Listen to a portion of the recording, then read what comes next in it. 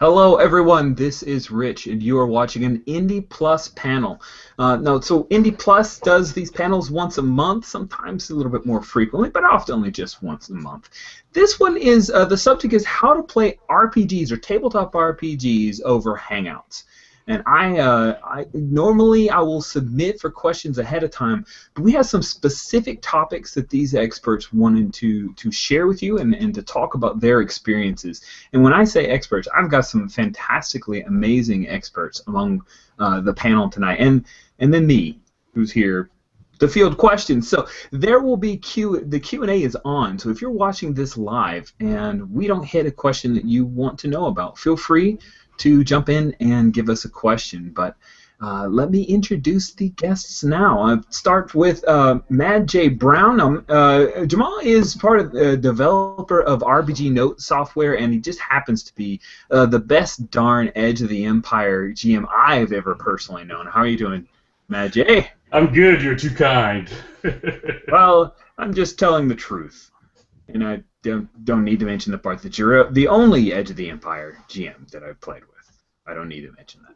Fair enough. So next, we have formerly of Neoplastic Press. Now he's just a guy publishing stuff through Lulu. The creator of ViewScreen is Raphael Chandler. How are you doing, Raphael? Doing great. Thanks for having me on the show. Fantastic, fantastic, excellent. Now, ViewScreen is currently in playtest for 2nd edition, isn't that right? Yeah, the first edition came out a few years back, and I'm almost done with playtesting. The 2nd edition made a bunch of changes, but almost done with that. Nice. Now, for those who don't know, ViewScreen is a game specifically designed to be played over Hangouts, and it plays in an hour still? Is that the same for 2nd too? It's usually 60 to 90 minutes, give or take, yeah. Nice. And it's completely immersive, 100% in character, which can be draining for one person who has experienced it. So next we have does some work on LOTFB. It was Lamentations of the Flame Princess.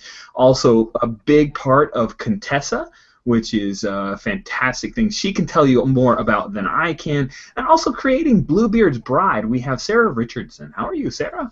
I'm good. So tell us a little bit about Contessa. What is this thing? Contessa is a tabletop convention run entirely by women. We're primarily an online convention, even though this year we are branching out and we will be there live in person at Gen Con. That is craziness. Gen Con, that's a wild time. I wish you all the best of luck. I know you've got a number of games already lined up, and that's fantastic. Yeah, we have, I think, over 18 women running games at the same time. It is going to be fun. That sounds like it. Awesome. And then last, only because his first name starts with a Z, is Zach Smith, creator of the 4 Innie nominated. It's nominated for 4 different Innies this year. Red and Pleasant Land. How are you, Zach? I'm alright. I don't have lower thirds, so I just wrote which is the program that puts the thing on the bottom of so I wrote my name on my hand, so that you could see that my name was Zach. But I'm good. And we haven't asked any questions yet, so I'll stop talking. Well, now for those who have checked out the panels playlist on the Indie Plus YouTube channel, which is where this will drop to once we're done, you'll see that we actually 2 years ago did a How to Game Over Hangouts back then, and Zach was part of that as well as a number of other people. But we thought, hey, it was time to kind of update it. There were some tools and techniques. Well, the techniques probably haven't changed, but some of the tools have definitely changed. So what we're going to do for this panel is talk about some nuts and bolts of how do you get started, and then we'll quickly move into more expert level stuff. So what I'm going to do is kind of throw out some of the ideas, and then if you guys can just, I'll call on people as needed, but I think some open discussion would be really helpful. So the first one is, how do you find gamers for Hangout games? Zach, you want to lead it off? How do you find a gamer for Hangout games? The 2 ways to do it are, obviously if you've got your own game group and you've got members that are far away, you can have them join you through Hangouts, including if you've got a small group, like with 3 people, you can sit your laptop down and have your 4th friend who's in San Francisco or whatever just Skype in, or Google Plus in on the Hangouts. The other way is if you know people online and you've made friends with them online in any other way, you can sort of just get together a game. You can also advertise. You can also get in on games that are open. There are a few open games on Google Plus. If you're into D&D and other old school games, you can add me on Google Plus. My name is Zach Smith on there, and then pretty soon you'll end up arguing with a whole bunch of people online. And then the people that you get along with, you can join their games because they're always posting about their games. But pretty much it's the same way you would meet anyone else online, you know, that you might want to play games with through forums or anything else. Contessa, of course. Sarah can probably speak to that. Yeah, it sure wouldn't hurt to go to an online convention to meet other gamers. Yeah. So a couple of times a year, how I found people to game with is Contessa will say, hey, this weekend we're running a bunch of games, and after we allow women to sign up to BGMs, then there's the players sign up. And that's how I've met a lot of people that I game with now. And like Zach was saying, it lets me play with people basically all over the world. Because whenever I first moved to Chicago, I lost my gaming group that I had in St. Louis because they don't game online. So it was kind of like, how do I meet new people to game? And then it was, oh, look, this online gaming convention, crazy thing, will let me play games there. Yeah, and Contessa is run by women, but anybody can play, right? Yeah, yeah. Rafaeli, what about you? Do you have any suggestions? I just want to tell you how much I appreciate you getting my name right. No problem, man. Every single time. That was awesome. That Dr. Frog, Dr. Tom, the talking frog, he had the same form of Tourette's. So, yeah, for me, one of the cool ways that I've met people to game with is just volunteering to playtest stuff, because somebody's always running something. There's this one cat, Scott Dorward, he does a lot of work with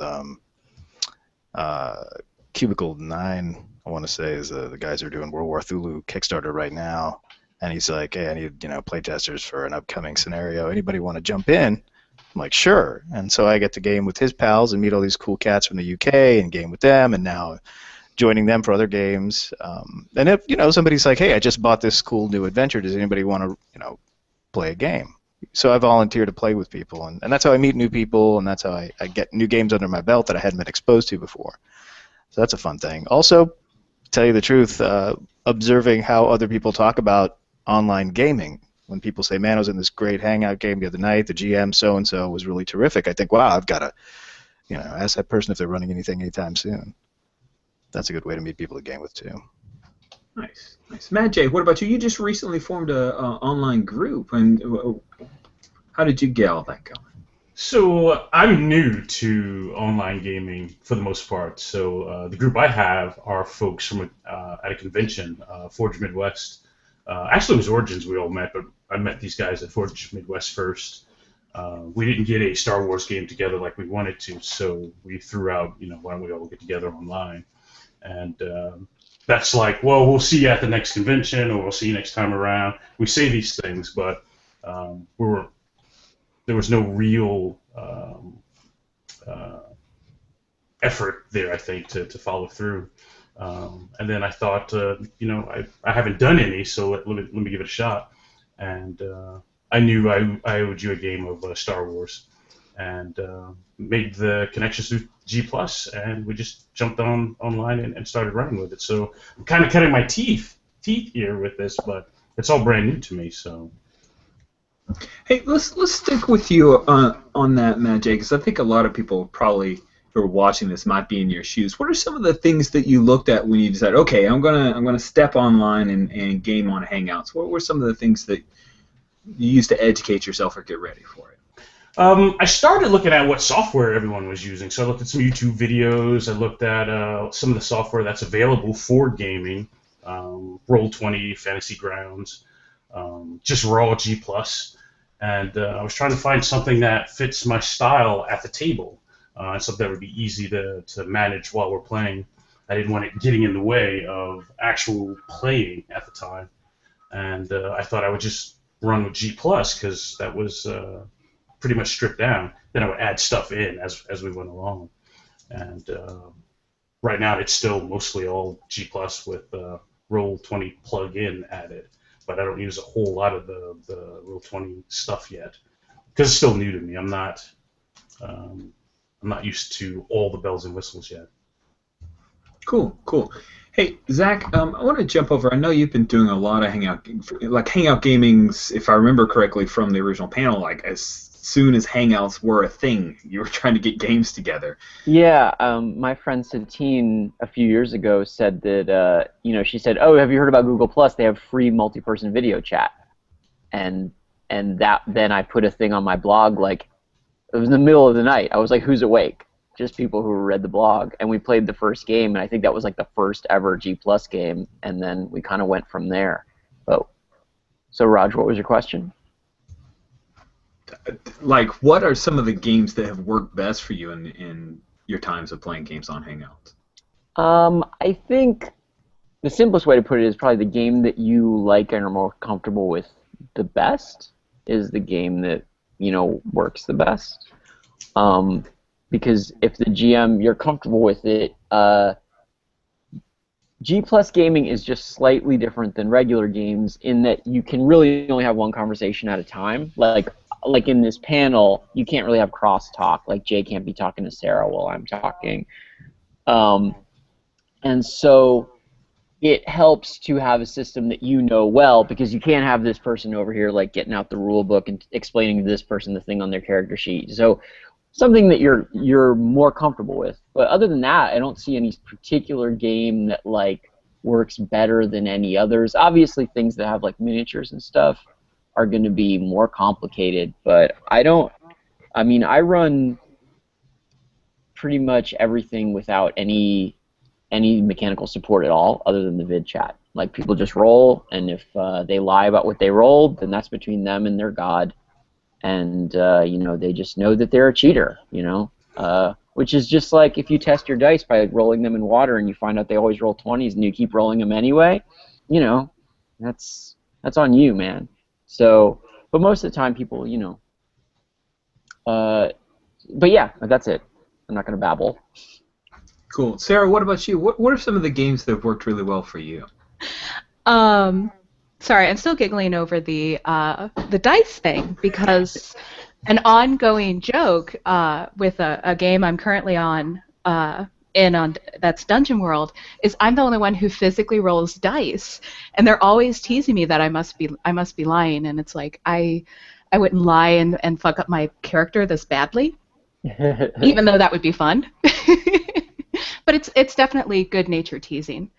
So I've played everything from Fiasco to Dungeon World to Lamentations to just like regular D&D. And for the most part, it pretty much all goes pretty well. Now, Fiasco took a lot more interaction. We actually did it through Roll20, and I did a lot of the typing for the players. So we had a virtual tabletop they could look at and refer to. So that was just like a lot more bells and whistles. But one thing I did notice most recently in an online playtest of my game Bluebeard's Bride, there's a mechanic where whoever's in charge of the physical body has a wedding ring to show that they're the ones who has the body right then. And without having the ring to pass around, it lost a little something, because normally people will fidget with it whenever they're getting nervous, and it actually helps me a lot as a GM. So there might be small things that don't translate as well to online gaming. Nice. Yeah, I can totally see that. There have been some games that I've played where a lot of the physicality of the game is part of the conversation that takes place. So I have trouble translating that over. Rafi, what about you? What are the games that you've had the most success with? Let me see. there was a game of Dungeon World that Sarah ran, which was actually only the second or third time I'd ever played Dungeon World. That was a blast. That was a good game. Yeah, it went really well. It's a pretty light framework. I do tend to favor games that are rules light. I mean, I've played 3rd edition D&D and enjoyed it, but if I was going to run a game online, I'd go with Redbox or Mold Bay or something old school, or Lamentations or one of the other lighter retro clones that. I mean, I certainly wouldn't play AD&D, just because there's so many extra things to keep track of, and I have found that it's difficult enough to get people to play and stay focused for more than a few hours. Really, I think 2 hours, 3 hours is the optimal session length, at least for me and the people that I've gamed with. So I do tend to enjoy games that are lighter in structure and easier to just pick up and go, especially for players who haven't played it but are curious and they want to learn. You've got to devote a bit of time to explaining how it goes, and it's not like a regular Saturday night session where you can spend an hour drinking beer and just explaining the rules and then you play for 4 or 5 hours. It doesn't work that way online, I've found. So yeah, anything light. Hot War, kind of an older game, came out a few years back, but I love the hell out of that. Call of Cthulhu, all the editions are more or less familiar and comfortable. I mean, I played 7th edition recently, and I thought, yeah, this feels familiar. They'd made a bunch of changes and added some bells and whistles, but it was still, because I'd played enough of it to feel competent, didn't require too much of a learning curve to really get into. So those are some of the games that have worked for me. Nice. Hey, so Rafi, I'm curious about the 2-hour thing. Do you have any insight? Why is it that people can't do the 10 to 13 hour game session like they can in face to face? I think just sitting still for 2 hours in front of a laptop and not being able to just get up and walk out and stretch your legs or say, I'm going to grab a beer or smoke without disrupting everybody else's session entirely. I mean, the DM can't just say, well, all right, your character's going to sit down and take a break while everybody else is raiding the dungeon or whatever. That might be a factor. To me, it's just a little bit fatiguing to sit there and stare at the monitor, and your eyes start to get dry and you start to get a little parched. It's just a different feeling from sitting around a table eating Cheetos or whatever, and suddenly 5-6 hours have gone by and you don't even notice. It's a different energy too. I mean, you are solitary, regardless of whether you're actually communicating with people virtually. You're still alone in this room, or somebody's behind you but try not to interrupt you, so you still feel isolated. And after a couple of hours of that, maybe it just starts to feel a lot like work. I mean, a lot of us do sit in front of a computer for work purposes for hours at a time. So, yeah, that's about all I could think of as to why I tend to cap it at 2-3 hours and then just say, no, fuck this. If I could address something he just said. Actually, it's funny you bring that up, the isolation. My partner and I were playing in the same game for a while, and it was weird to be able to sit in my office and hear him in the living room, as well as on my feed, and yet it still felt, isolated. I would walk behind him while we were playing, and yet still totally weird to be in the same game. Yeah, But, I mean, it's more constraining than a social situation, that you're at a table. It's just like a lot of the things you can't do. Yeah. Just to kind of, I don't know if it's devil advocate or my brain works differently, but I find that isolation kind of freeing. I'll play characters that if I was sitting at a table with my game group from college, I would not have tried that kind of character because they just could not keep a straight face, But knowing there's no, we're just focused in on, effectively you can kind of pretend you're watching TV. You can really push limits and play things that are outside of your normal kind of box of characters that you might try. Maybe that's just my own, the people I've played with in the past, but that's one thing that I found really interesting about Hangout games. It's almost like I get to pretend I'm on TV. Maybe I'm just an egocentric bastard, who knows. So I just want to roll back for a second and say that this event upholds the Indie Plus community standards, and you can find out more about that by heading to our website at indieplus.org. And I want to warn you that this event may include explicit or abusive language. So just now that you've already heard it, let me warn you that thing that you've heard, you might hear. That sounds like an invitation to be abusive towards you, in a way. No, hold on. You may hear that language. If it's abusive to me, I have this button. That's another thing with Hangouts. Sarah, I don't know if you know this eject thing. I do know this. Yeah, it doesn't kick a CD out of your disk drive. It does, and it's pretty awesome. Oh, sorry, Actually, that's a totally good point. So, running games online, you have that additional feature of being able to kick out problem players. So if you're someone like me who does not do confrontation well, it's kind of nice, you know. I've never had to so you use don't do confrontation, but you eject people from your game? I will eject you. Don't make me eject. No. I've never had to do it. I've never had to threaten it. Nothing. But knowing that it's there if I need it is really awesome. I do think that what you're both talking to is part of a larger thing, which is it has some of the benefits of a convention game without the, you know, like a home game is your friends, and you're not going to kick your friends out without social repercussions, and you're only going to play the games that your friends want to play and the characters you're used to playing with your friends. Whereas in a con game, you get to experiment with choosing who you're playing with, like in terms of just interest, and playing unusual games that are unusual for you. Yet at the same time, you're going to a con and it smells bad, and you know, it's like jumping into a pool with a bunch of people you don't know. So G+ gaming is kind of a nice middle ground in that, you know, you have a safety level, but you still get to experiment with the game. I have played more different kinds of games and systems on G+ than I have in real life by a factor of probably 20. Like if I've heard of a game and I'm at all interested in it, I've played it on G+ because I'll just be like, who wants to try this game? You know. And in real life, we just play what I can get 5 people to agree to do for 5 hours, which is, you know, that's D&D, which I love. But, you know, we play D&D. Yeah, no, same way. Like, Interest B is this game that I've had a burning desire to play for a long time. I have one other person in the entire area of Jacksonville where I live who has any interest whatsoever, and no other gamer that I know. It's Pathfinder or D&D, and they have fun with it, so why should they change? So I have to go online. That's what you got to do. Now, speaking of games that work well on Hangouts, Matt J, you started off with Burning Wheel. It's like one of the first games that you ran. How did that go for you? That went pretty well. Sarah was part of that game, and Burning Wheels is a strong game for me. So I've been playing it a long time, and that's why I like it. It's easy for me to run. My hope is that that's my best game for Hangout gaming. So I have a plan for that. But that's in line with what Zach said earlier, is that your best games are probably the ones you're good at, or the ones that you have the most energy in. So. And that was a really good game.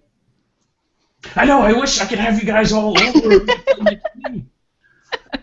That was good stuff. You guys had some great characters. We did a belief workshop online. Put that all together, and then so when you saw the actual show, we had already done a lot of prep work for that already. So, but like I said, Burning Wheel is my strong game. It's easy for me to run. So Matt J, I'm going to stick with you on this one. From your experience, we've already touched on some of this, but I do want to dig in a little bit deeper. What about GMing on Hangouts is different from a table for you? There's a feedback cycle I'm missing. At the table, you're reading body language, you're reading people's emotions. Like Sarah said earlier with the ring, you can pick up on those different cues.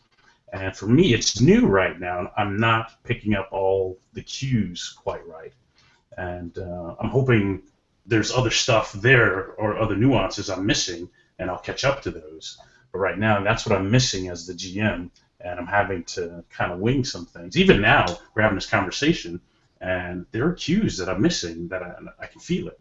And so, but I'm hoping there are other things that I'll pick up that'll make up for that. Cool. Riffy, I would just jump over to you about your experiences, like GMing over Hangout. How is that different for you?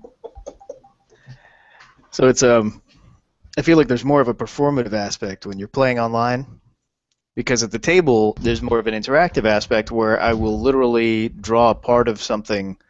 They're going to attack a castle, and I'll start sketching, and I'll be like, all right, what are we looking at here? Is it in a mountainside? Oh yeah, let's do some. And somebody will literally grab a pen and start sketching cliffs, and I enjoy that sort of collaborative energy with the players at my table. I mean, we've been gaming together for over a decade. We know each other. We can finish each other's sentences as players. With a group of people whom I don't really know very well, and I'm not able to communicate and read body language and share documents and just hand somebody a piece of paper with a note scribbled on it. You have to sort of invest in other ways to sort of communicate. And so, weirdly, I tend to think about all the PowerPoint presentations that I've given over the years, and Christ help me, channel that energy and sort of think of myself as somebody who's delivering visual data, not just in my words and my facial expressions, but a lot of times I will use the Google software to show images, 2D images, really quickly to the players. This is what you're looking at, and then I'll use the overlay feature. I don't know if you guys have used it, but it's a great way to just flash an image on the screen and sort of let them see the map you've scribbled or what have you. You just hammer something out really quick in GIMP or Paint. There you go. Like Zach's doing here. You can do like this, and then and it looks like this. Perfect. So anything that's on your computer, just any window that's on your computer, you can just press screen share, and there it is. Perfect. Yeah, and that's a really huge difference. I don't really use my laptop that much or my iPad when I'm gaming at the table. I prefer to sketch things out or just to have notes written that I can read from. But yeah, online it's a necessity to have that information there because it really helps them visualize it far more than any verbal description. Just that accompaniment really cements it. The other thing is that when I'm gaming, I don't play con games anymore. I mean, I used to play a lot of them, but I haven't been to cons regularly in ages. My gaming group is more than enough for me in meat space. And when I game with them, I don't have to worry that somebody is shy or reluctant to speak or unsure of how to proceed because I know these guys. They're all boisterous. But when I game online, I want to make sure that I'm not suddenly realizing an hour and a half into the game, wow, I haven't called on this person once and they haven't said a peep. They're just sitting there passively letting all the other people play. I kind of feel like it's part of my responsibility as a GM to give that person the spotlight once in a while. And so that gets tricky because I'm not accustomed to it, and I've had to get accustomed to it while playing via Hangouts. So that's a big difference for me as a GM. Cool. Sarah, what about you when you GM? Because I remember when you've been running some Dungeon World for a long time. What is it about GMing over Hangouts that's different for you? Oh, that's so funny. A lot of people don't know this, but my first GMing ever was online. You can actually watch it. It's so sad. It was during the first Contessa. That is the first time I ever ran a game. That's so cool. I know. Well, why do you think I love Contessa so much? Wow. So for me, because the OSR games that I run, and then stuff like Dungeon World, I don't know. I kind of run them the same way online as I do face to face. The only difference is if we're at a table together, most likely I will be drawing stuff for you. And so for me, the hardest thing about online gaming is not being able to draw for people. And I've considered whipping out my tablet and drawing live on screen, but then you get lag. I don't know. I might sometime, but for me, that's the only thing I miss is the ability to draw things for people. Sometimes I'll just do this, like seriously, sometimes just something simple like a room description gets a little confusing. I'll just be like, all right, there's a door there, I pretend my thumb is a goblin, and my ring finger is the party, just stuff like that, which you can actually do, because everyone's attention is so focused that you That's can. True. That you can kind of mess around with this box, you also point to the parts of the box, like this, down, imagine the door is down here, and imagine that the window is up here, and then people are like, oh, I got it, I'm going to start drawing on my hands in all my games. Thank you. There you go. Hand drawing is the Hand new drawing. thing. You know, Zach, the idea of understanding the box of where your camera is really, really strong. I would recommend not only people who are running the game, people who are playing the games, understand the space that you inhabit, how much of the camera you take up. I've played with people that this is what I'm playing with. Like Yeah. top of their freaking head. And why even have your camera on, honestly? Because your hairline's not that super interesting. So that's a little pet peeve of mine. Some other things that I think within the Hangout window that you can totally use, Dice Stream. Anybody who doesn't know about Dice Stream, free app, instant install, great way to roll dice, except for Sarah. You can also use the group chat. People have used that for initiative order. I've seen that in Monster Hearts games. That was the side channel chat for phone text messages between PCs, which was hilarious. Yeah, And I there's totally recommend it. if you've never used it, if you press a button in the margin, there'll be just like a text chat that appears, and you can just write what you want. Thank you. Yeah, and what you're looking at here, except for Zach, is the Hangout toolbox. Looks like a little red briefcase on your left-hand sidebar. Should be default already there. It's a great little way to look all super professional and stuff. You have your character name and like a little avatar for your character over there. You need to make it in a circle, like crop it to a circle is my recommendation. Some tips that most people played at, but if you're just stepping into it, you may not be aware. That's where that stuff comes from. Any other GMing on Hangout, like quick tips before we jump into some other group size and tools and techniques there? Quick tips, I would say, if you hear a weird sound, then have everybody turn off their mic in sequence and talk, and it's the person who doesn't hear the sound or whose voice isn't weird is usually causing the problem. Like the one person out is the person who's causing the problem on the audio. And keep in mind that whoever you click on is going to be big. If you click on no one, whoever's talking is going to be big. And crosstalk is huge. Like, you've really got to control crosstalk. I mean, Richard's really good at doing that because he does these all the times. But like, the nice thing about games is like people make jokes, like in the middle of the thing. But like, if you like get 4 jokes in a row, you just like at a table, like you can just keep playing because you're talking to one person and people over there make a joke. Cops will come, as you can hear. They're like, what are you, Google Plus gaming? I can't believe that someone's been swatted on one of our panels. It's amazing. Yeah. No. Like that's the trouble of being in Los Angeles. They're overzealous about everything.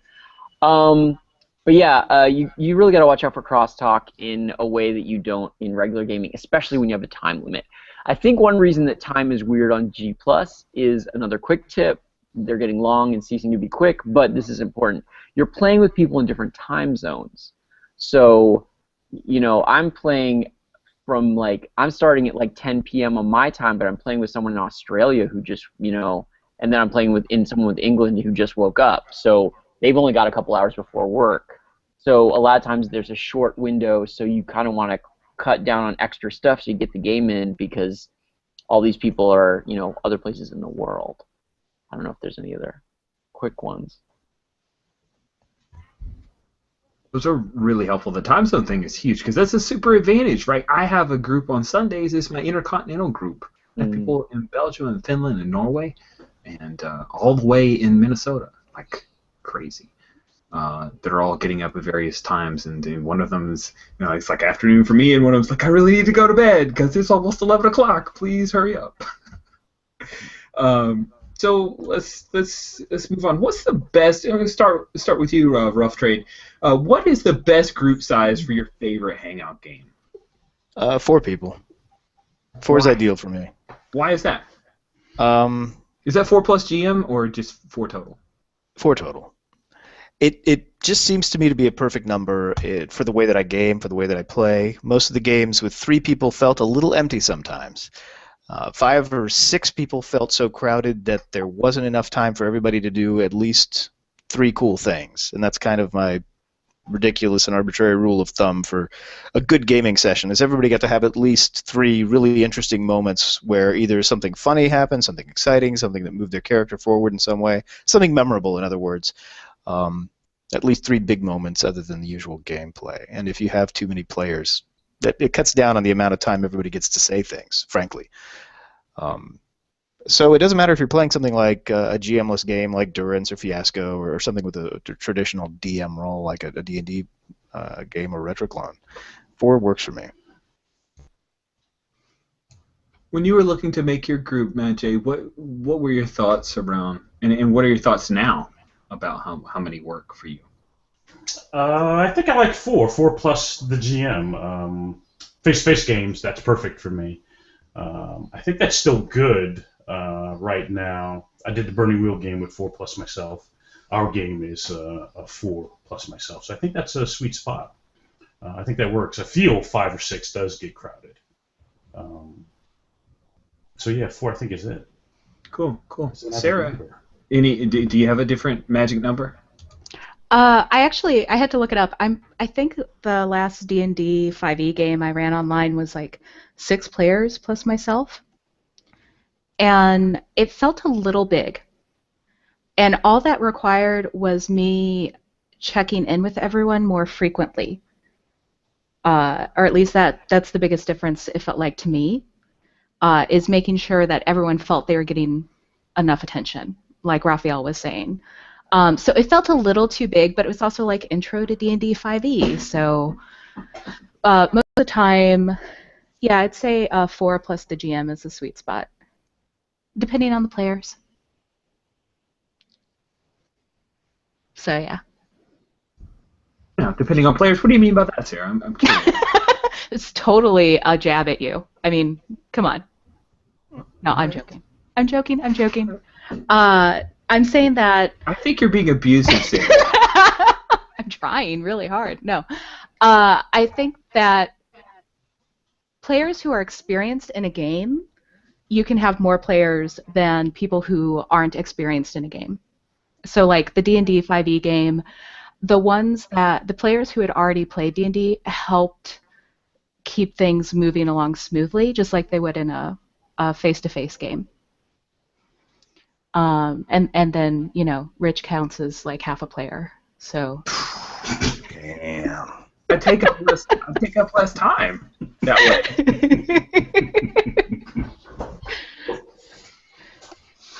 Yeah, I think you can actually have auxiliary stuff settled in the chat about rules, and like a thing that happens a lot in a D&D game that I've seen is like somebody will be like healing, and like the cleric will be around and somebody else will need healing, and I'll be like, anybody who needs healing, deal with it in the chat. We're gonna move on, so everybody can just type while they're doing that.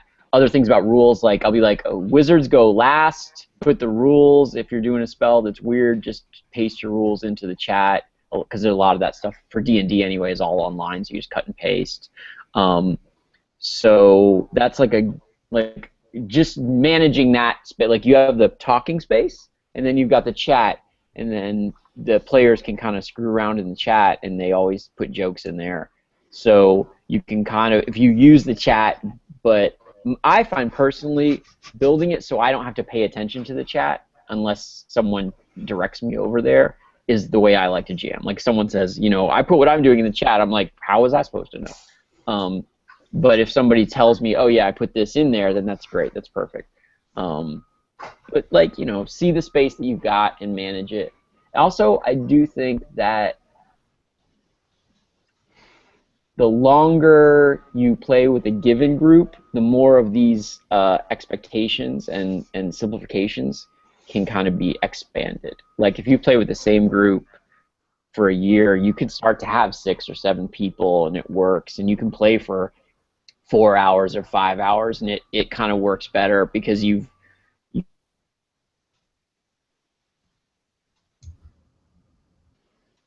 have a frozen Zach. Yeah, like my friends who people I met online will just come to my house and play with us sometimes if they're in LA, and it's like it's the same. It's like, oh yeah, you're that guy, So the barrier gets thinner the longer you play with a group. So, Raw Failure, do you have any closing thoughts on as we move to wrap up about Hangout Gaming? Man, I you mean, you put some made the game time for and thought it. into that. Yeah, I did. I did. I love all kinds of games, but I have, within the past few years, really gotten into LARPing.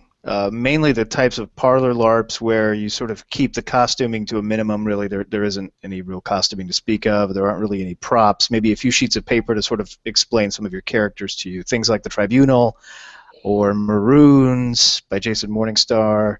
Um, these are really interesting to me, and I thought, what about a live action game that you play online? A game where there aren't any hit points or character sheets to keep track of or dice to roll, but a live action game where it's very heavy on the improv, and in fact, a game where you stay in character the entire time. And so that's what the inspiration for ViewScreen was, because I thought, well, what kind of game would you play online if you were playing a live action game? I mean, how would your actions mimic the actions of your character? Well, your character would have to be sitting at a chair looking at a computer screen, like a crew member on a starship, and that's where the idea came from. Just a few people on a spaceship talking. And because I'm really into sci-fi and horror, I mean, as a kid, I saw Alien and Terminator and flicks of that type that really got me into that sweet spot where you combine sci-fi and horror. That's why ViewScream is set in outer space. I don't know. I've really had a blast playing it. I played it a lot, and now I'm letting other people play it. But it's fun because you don't have to worry about describing what you're doing. You just talk. There's no, all right, my character's going to do this, or I have 67 hit points left, so I'm going to, it's all metagame. Or it's completely divorced from all the metagame stuff. It's just the character talk that propels the game. So yeah, that's been something I'm working on. It's a lot of fun, and it lets me do this. Like, son of a bitch. There we go. So I don't know if you can see that, but I'm on a spaceship. But it's funny because when I kill those lights over there, then all you can see is this HUD, and then vaguely you can see me behind it, and that's a lot of fun. You so look like Iron Man. It's amazing. I did kind of, this is like stock footage that I purchased just for online gaming, and I was attracted to it because it looked like the Iron Man HUD. But anyhow, yeah. Very cool, very cool. Matt J, any closing thoughts from you on gaming? Anything we haven't covered that you'd like to make sure we touch on? No, I liked all of this. I mean, like I said, I'm new, so there's a lot for me to take away out of this. Using handouts, using the different screens to make handouts, make things visual. I like that. I like Zach's suggestion about using the space you have, the group chat, along with the talk space. So there's a lot of good stuff in here that I'm going to use in our Star Wars game. Yes, this is all selfishly constructed of me, by me, to make my Star Wars game better.